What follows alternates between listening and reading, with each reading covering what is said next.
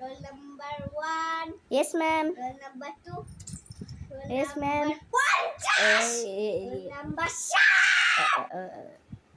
বলছি কি স্টুডেন্ট বলো তো আমি বলবো আমি ম্যাম ম্যাম আমি ছাগলের বলো চারটে পা হয়, চারটে ছাগলের 4টে পা হয় না, ছাগলের 10টে পা। 10টা পা। কি যা করলাম এদেরকে। আচ্ছা ঠিক আছে 10টা।